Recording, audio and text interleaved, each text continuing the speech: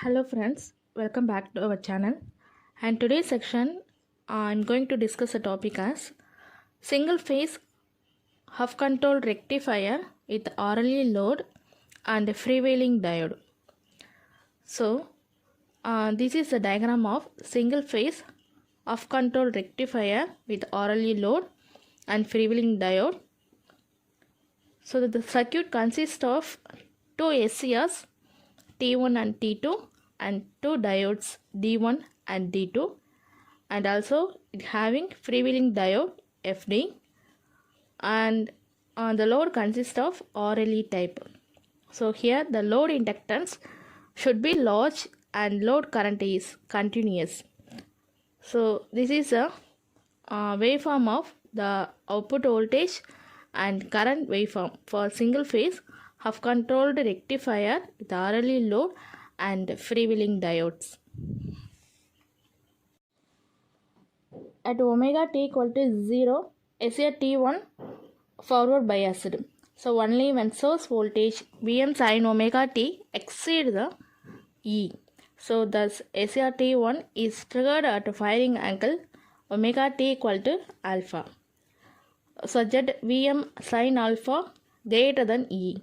So at omega t equal to alpha, so SR T1 and diode D1 comes to on state.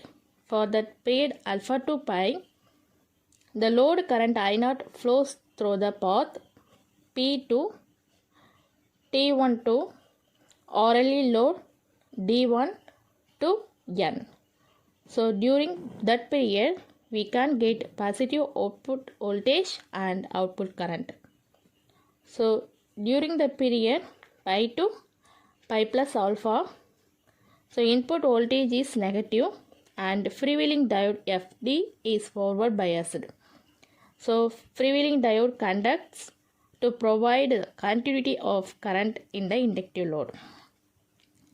So the load current is transferred from T1 and D1 to freewheeling diode.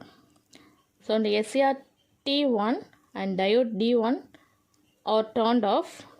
During that period, we get zero output voltage and positive output current.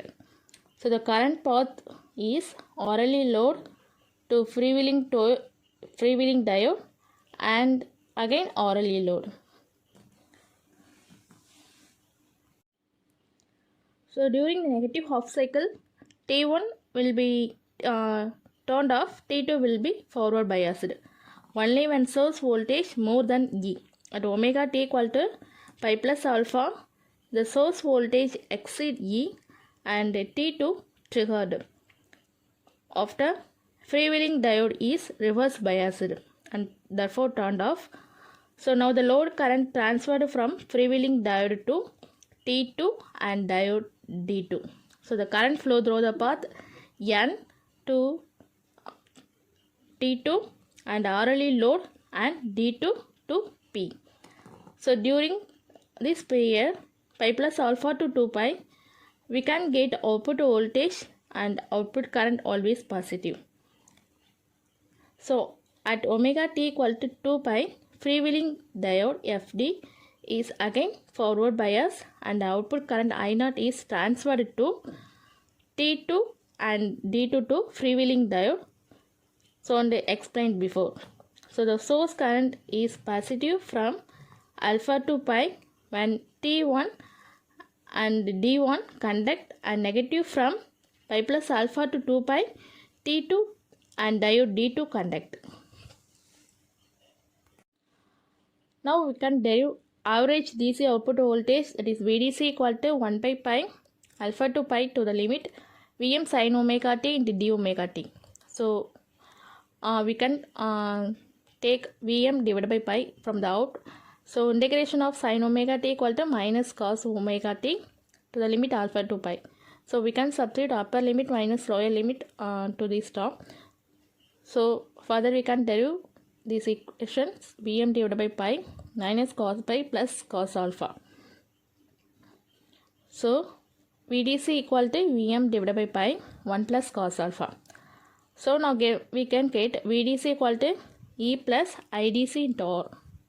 So average output current IDC equal to VDC minus E divided by R. So RMS output voltage V0 RMS. So V0 RMS equal to 1 by pi alpha to pi Vm squared sin square omega t into d omega t. So root means square root of VDC. So V0 RMS equal to Vm squared divided by pi to the limit alpha to pi sin square omega t into d omega t to the power 1 by 2. So further we can derive the equations. Vm into 1 by pi alpha to pi sin squared omega t can be replaced by 1 minus cos 2 omega t divided by 2 into d omega t to the power 1 by 2. So next we can substitute upper limit minus lower limit. So Vm equal to 1 by 2 by omega t. We can integrate 1 minus cos 2 omega t minus sin 2 omega t divided by 2 to the limit alpha to pi to the power 1 by 2. So V0 RMS equal to Vm pi minus alpha divided by 2 pi plus sin 2 alpha divided by 4 pi to the power 1 by 2. So RMS output current I0 RMS equal to V0 RMS divided by R. So we can substitute V0 RMS to this term. I0 RMS equal to Vm divided by R into pi minus alpha divided by 2 pi plus sin 2 alpha divided by 4 pi to the power 1 by 2. Thanking you.